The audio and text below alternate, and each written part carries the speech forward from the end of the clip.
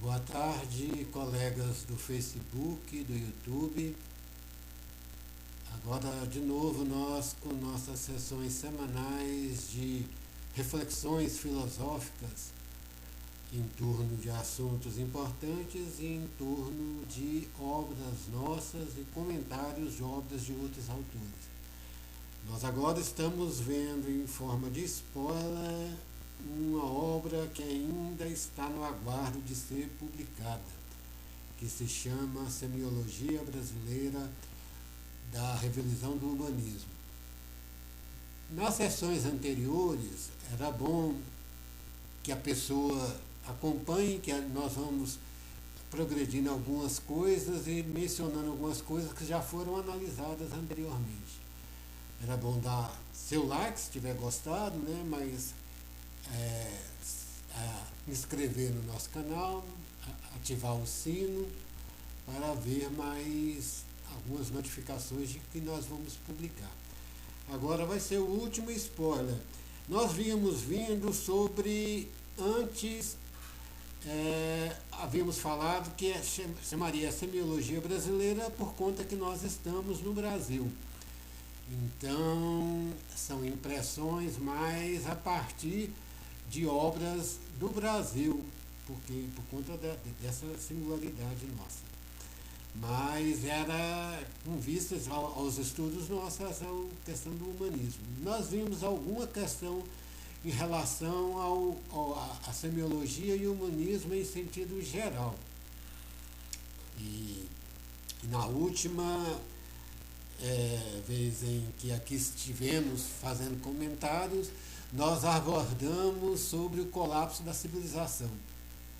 Esse colapso é visto em questões ambientais e ela não é totalmente irreversível, apesar de alguns ambientalistas mais pessimistas achar que já é irreversível.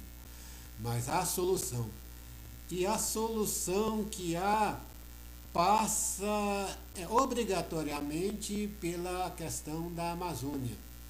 E como a Amazônia está no Brasil, a sua maior parte, né, pega Bolívia também, Paraguai, Suriname, mais as Guianas, né, mas ela tem a ver mais com a questão brasileira. A maior parte se encontra dentro do território brasileiro. Por isso, o Brasil, que muitas vezes foi chamado o país do futuro, agora o Brasil é uma solução para o futuro. Aqui vem já juntar a nossa preocupação da semiologia de tentar fazer uma análise ontológica de ontos, de ser, que nós já analisamos em outras passagens em nosso canal, em outros vídeos. E como a gente fala que o Brasil é uma solução para o futuro, né? Então já tem uma questão ontológica, né? E a questão desse signo Brasil e mais ainda especificamente a Amazônia, né, como signo de solução para o colapso da humanidade, né, já carrega a ontologia em que nós estamos preocupados para si, e o fundamento maior da nossa visão é a vida. Por isso os seres todos procuram alguma forma de perpetuar a sua vida e desenvolver formas mais complexas de convivência e de relação com o que está à sua volta. Vamos ver algumas passagens em artigos publicados, né, na internet, que fala sobre essa questão da Amazônia.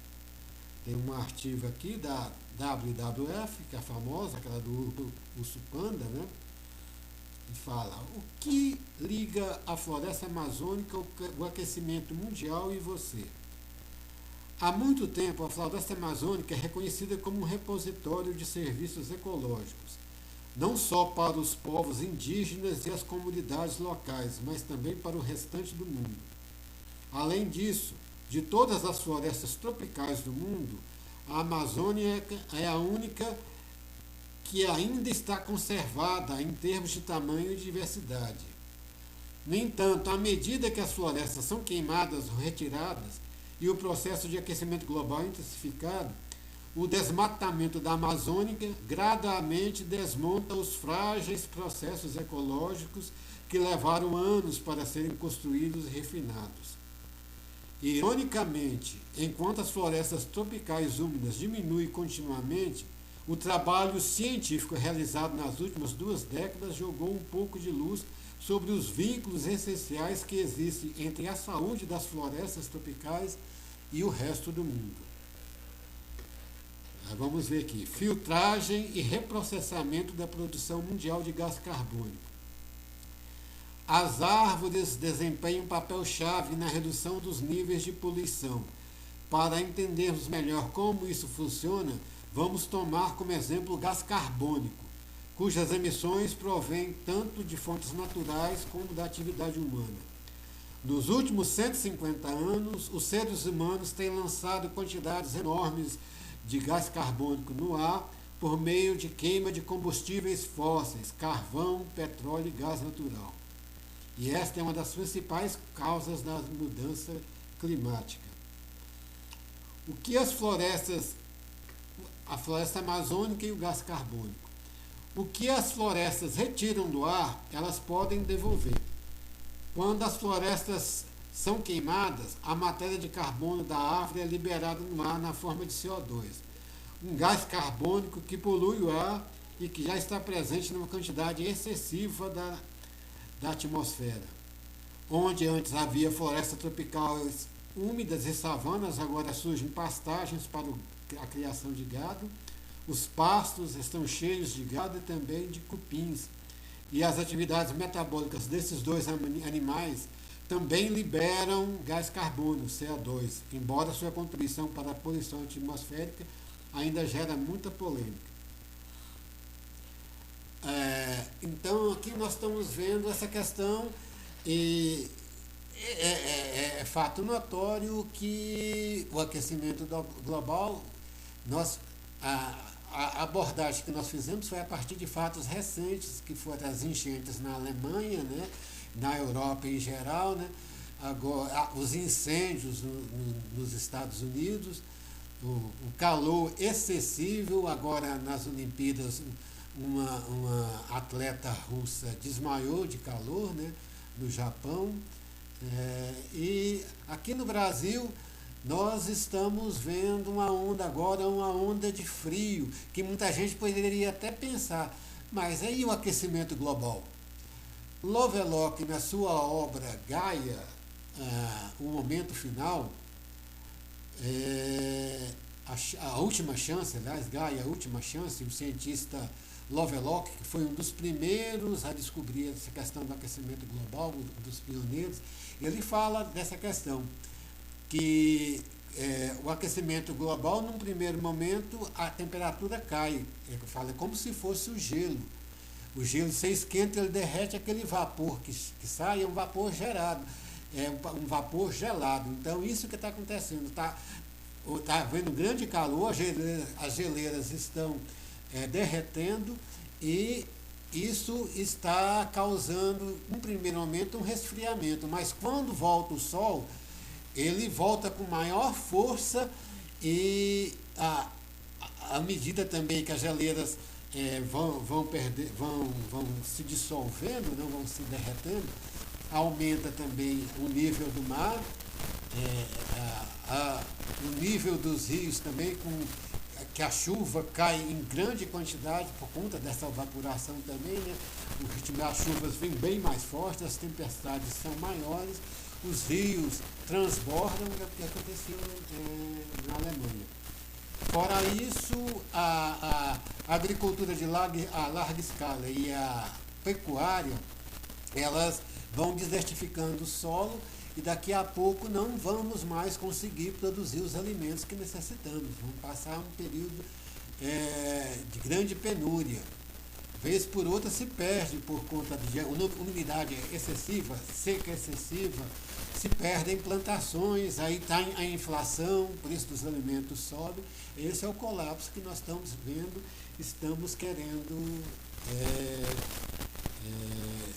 salvaguardar o mundo disso. Né? Fora isso, o bioma amazônico é um ecossistema único, é abrigo da maior diversidade do planeta, em plantas, animais e micro-organismos. Estima-se que a existência desse bioma de cerca de 30 milhões de espécies compreende 40% de toda a América do Sul e 60% do território. Desse território fica localizado no Brasil, onde vive quase 30 milhões de brasileiros. O valor inestimável da biodiversidade dessa floresta torna a Amazônia um bem de interesse global. Descuidar dela traz apenas prejuízos. A floresta desempenha um papel fundamental no ciclo da água e do carbono. No ciclo do carbono ocorre a absorção do CO2 atmosférico liberado pela combustão de combustíveis fósseis e de queima de resíduos vegetais. Com o CO2, que é um dos gases do efeito estufa capturado da atmosfera pelas plantas da grande floresta, a quantidade desse gás presente no ar atmosférico é reduzida drasticamente.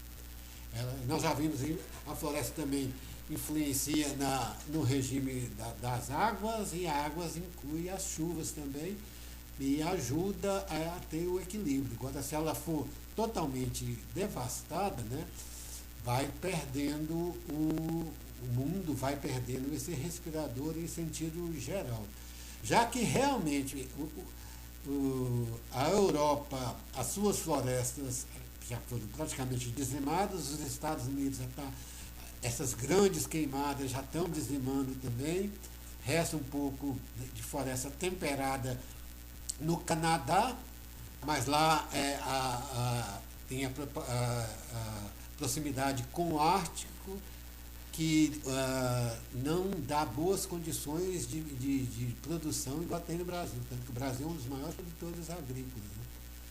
Então, os Estados Unidos também têm suas florestas, que nós falamos, tem, como o Pantanal tem o Everglade lá, né? Eles têm grande responsabilidade também sobre essa questão do aquecimento global, e o mundo deveria cobrar muito mais também dos Estados Unidos, não só do Brasil, por medidas mas lá tem a famosa indústria do carvão, que emprega muita gente e que é um dos bastiões da direita, da forte direita americana. Foi essa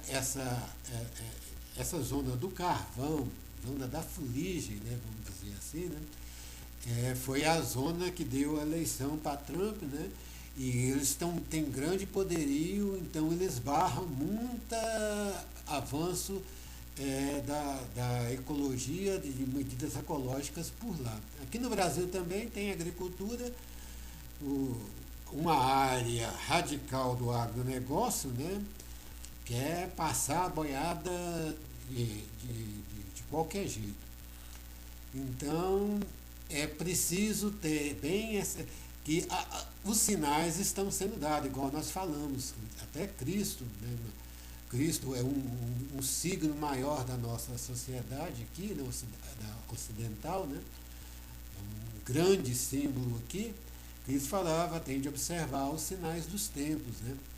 E saber trabalhar e construir o reino de Deus aqui, que o reino de Deus está aqui, os recursos estão aqui. Ele fala no final do mundo, mas que começa aqui, porque o reino de Deus já está entre nós. Né? Então, nós vamos analisar essa questão desses signos que foram criados através da cultura, né, para configurar a situação em que nós estamos também. Nós fizemos um esquema, nós já falamos nas outras apresentações sobre Hegel, e queremos ressaltar que na tradução, das primeiras traduções da fenomenologia que nós vimos na obra passada de Hegel, ele falava um termo cosmovisão moral. É um termo interessante, essa questão da cosmovisão. Ele fala em outro sentido dessa moral. Ele fala no sentido da moral humana, né? Mas quando ele fala em cosmo, o termo em si, esse termo causa para nós essa visão da bioética, né? E remete só no termo, no signo verbal em si, não do conteúdo da obra, né? Nós já vimos lá que nós estamos numa questão de uma distorção. Nós vimos a questão da dialética, que é também um confronto. E nós vimos todo o processo, quem foi ver lá, né? Fizemos um resumo. Agora nós estamos na volta, porque a cultura, e a cultura aqui entendida como cultura humana, a cultura entendida como cultura humana,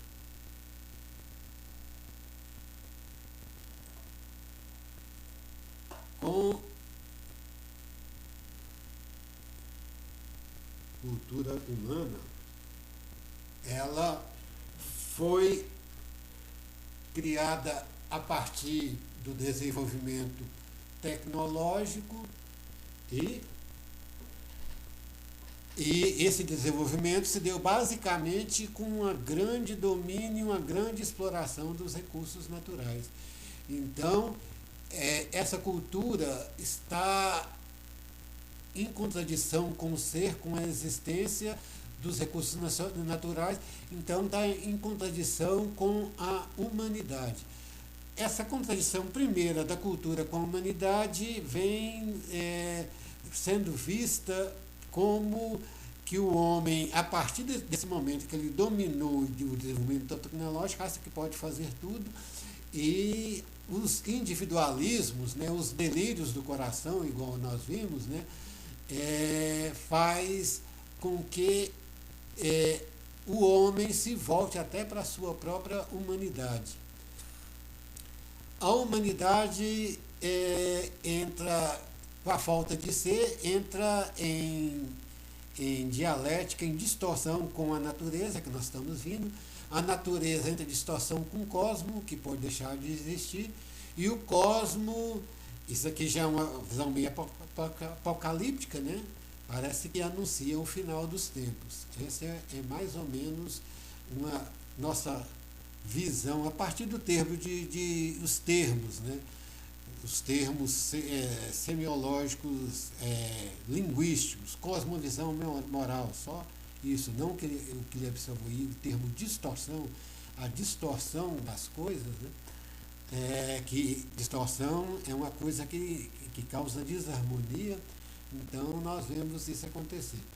E a biologia vem estudando essa questão a fundo e se tornou uma biologia holística, que a biologia antes era estudar cada animal, as plantas isoladamente, tudo, mas agora tudo tem de ser visto como um todo. Tudo é um hólon. Na nossa obra nós vamos abordar isso quando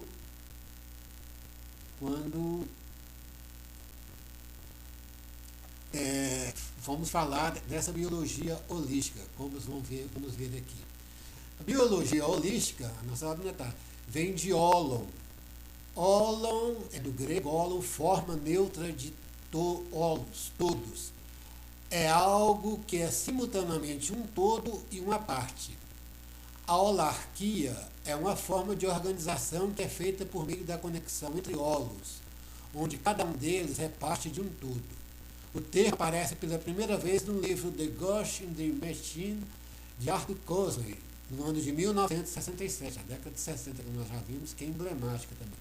Comumente referida como uma forma hierárquica, é possível dizer que os dois sistemas são antagonistas. Enquanto a hierarquia tem topo e base absolutos, isso não é possível em um hólon, já que ele é ao mesmo tempo um todo e uma parte dele. Em um sistema de holarquia, a premissa é que ele seja igualitário. Isso quer dizer que na maioria dos holárquicos naturais, os membros individuais são iguais ou quase iguais em suas propriedades e funções. Em alguns deles, os membros estão bem mais conectados a outros membros, e essas conexões mais avançadas podem gerar propriedades ainda mais aprimoradas. O termo aqui é mais genérico, refere-se a qualquer agrupamento de seres onde pode ser aplicado para análise de administração de empresas e outras afins, né? Organizações sociais em condomínios, sindicatos, etc. Apenas um método de análise. O holismo em ciência foi cunhado por Jan Smuts, primeiro-ministro sul-africano, que em 1926, no seu livro Holism and Evolution, definiu o holismo como a tendência da natureza, através de evolução criativa, a de formar qualquer todo como sendo maior que a soma das partes. Como vemos aqui, como se surgiu a biologia holística. Para nós, biologia holística diz respeito às relações dos seres, tanto vivos ou orgânicos, como inanimados ou brutos ou inorgânicos. Os vírus já sabemos, inclui o reino animal, os micro-organismos, o reino vegetal. Os inorgânicos, o solo, os seus compostos argiloso e pedregoso, os detritos e o clima. Em nossa compreensão, um exemplo seria a Amazônia. É um holo, pois funciona como parte e um todo. Aqui entendemos holarquia como hierarquia. A Amazônia, pela sua importância em regular o clima e possibilitar a vida em toda a Terra, de uma forma geral, é o holo mais importante. É dos mais importantes, né, na nossa visão. Hegel, embora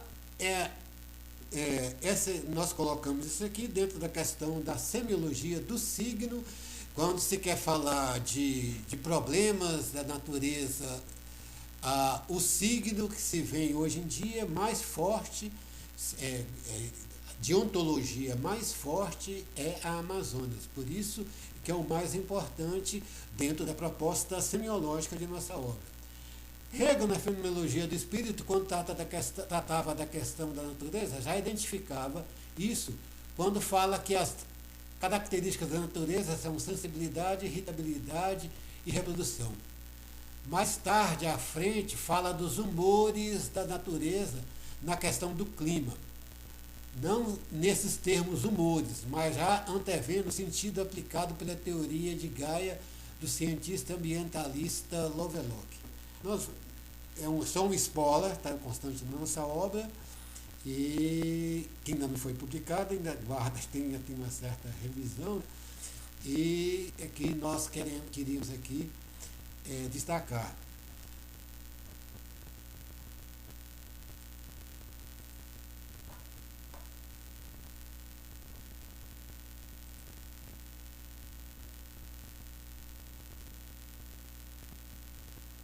Aqui vamos ver aqui. Atualmente a biologia holística, a proposta de reconhecimento de holos locais. Atualmente há na biologia holística a proposta de reconhecimento de holos locais, onde há certa harmonia das relações homem e natureza. Esses holos podem ser maiores que os estados nacionais, caso da floresta amazônica, e há uma hierarquia entre eles, sendo que a Amazônia é o principal no mundo, pois sustenta a maior floresta do planeta que regula todas as suas condições climáticas. Como já vimos anteriormente, o termo holarquia em sua origem não indica hierarquia. No entanto, entendemos holarquia como hierarquia. A Amazônia, pela sua importância em regular o clima e possibilitar a vida em toda a Terra de uma forma geral, é o holo mais importante. Ela supera o velho sentido de Estado nacional, pois perpassa vários estados, o que exige uma relação jurídica mais voltada para o direito internacional. No entanto, é preciso uma ação mais coercitiva para harmonizar as regulamentações legais, pois as disposições isoladas de um Estado nacional do holo podem desequilibrar o holo inteiro. Isso impõe uma relação jurídica com maior positivação que o simples tratado, que não se vê acontecer. Mas essa não é uma característica principal do holo. Existem holos bem nacionais. 2 exemplos: no Brasil, o semiárido nordestino, a Caatinga, e as savanas do centro-oeste do país, o Cerrado. As legislações de regulamentação jurídica são específicas para o Brasil. Do mesmo modo, existem órgãos que não são nacionais, mas transnacionais, como o Pantanal sul-mato-grossense e os Everglades americanos. Se manifestam em países diferentes e podem ter regulamentações jurídicas próprias. Existem também órgãos transnacionais que exigem legislação uniforme. Aqui, pela que nós estamos vendo, na prática, nós colocamos aqui o Ártico e o Antártico, e a Antártida, eles têm a mesma importância da Amazônia e necessitam uma legislação mais coercitiva, mas o problema é que não está em volta dele. Ele está sofrendo influência da questão do aquecimento, né, e das disfunções de controle climático da Amazônia e das florestas em geral, né, que estão derretendo. Então, a legislação dele depende, em importância igual à da Amazônia, mas a legislação dele depende das legislações de outros países em suas florestas. Nós fizemos um breve esquema sobre essa nossa explanação dos órgãos. Então, temos órgãos, como nós vimos, órgãos internacionais, órgãos regionais, órgãos nacionais, órgãos locais. Órgãos internacionais, nós já vimos, mas a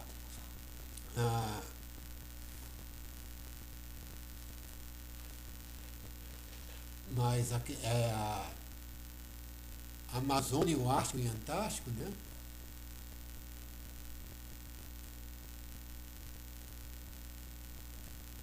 Os órgãos internacionais, exemplo, nós já vimos que Amazônia,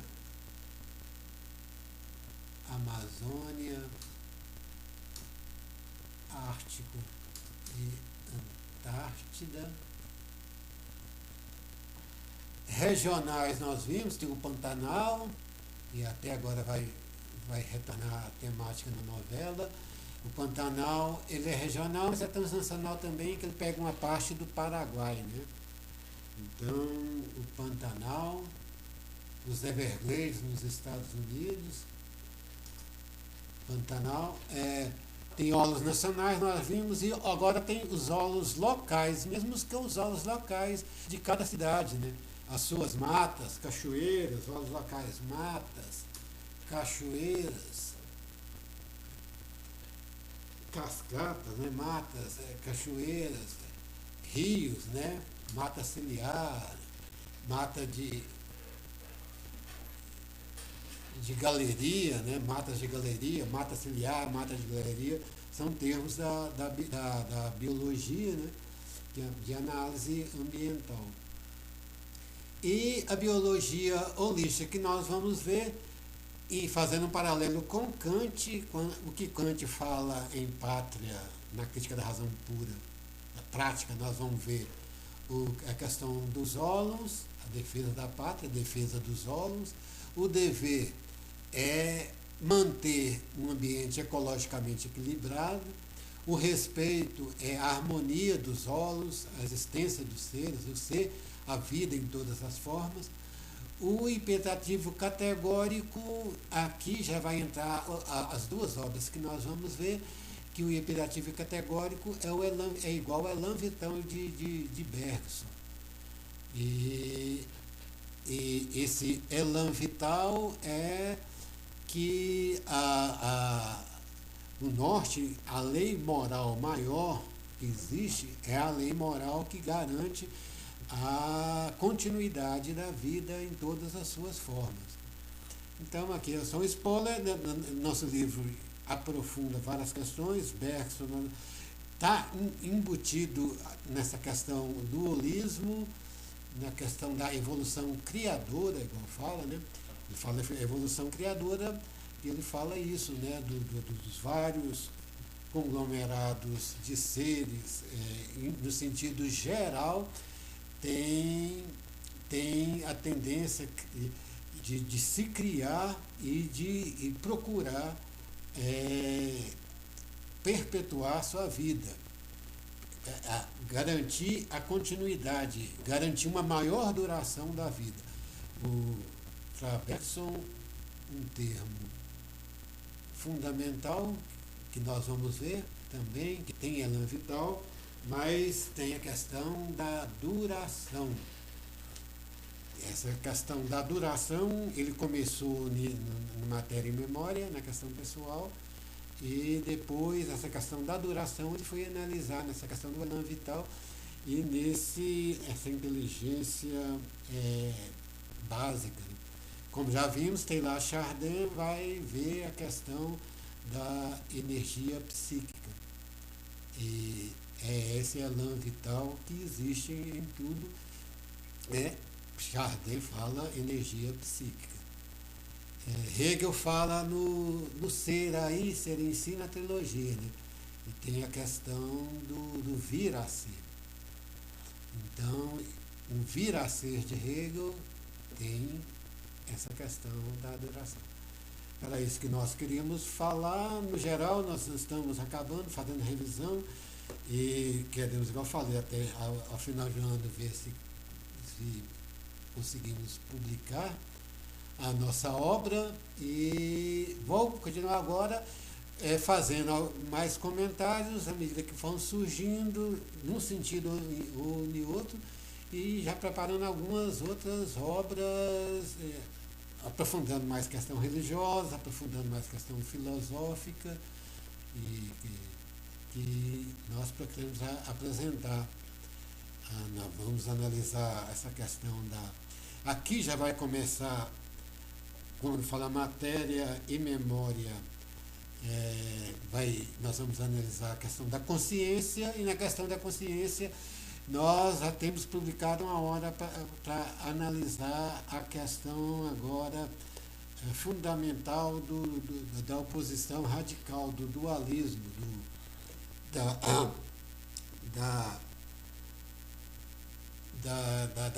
grande divergência que está tendo entre blocos antagônicos, né?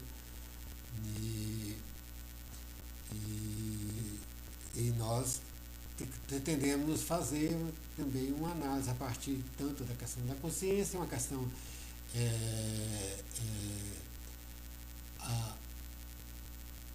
arqueológica, né? Nós vamos voltar, já tem essa proposta desde o início, né? Voltar a Locke e Leibniz, e Locke e Leibniz e Newton. Houve uma grande polarização, estava aqui tentando lembrar o termo mais ajustado, né? Nós vamos analisar, tem projeto nosso de ir analisar, já a partir dessa bagagem, essa questão da polarização. Boa tarde, tenham todos um bom fim de semana, e pretendemos voltar ainda nesse fim de semana abordando um outro assunto que jamais semiológico também, mas um assunto mais centrado na questão das redes sociais e mais especificamente na questão do Big Brother.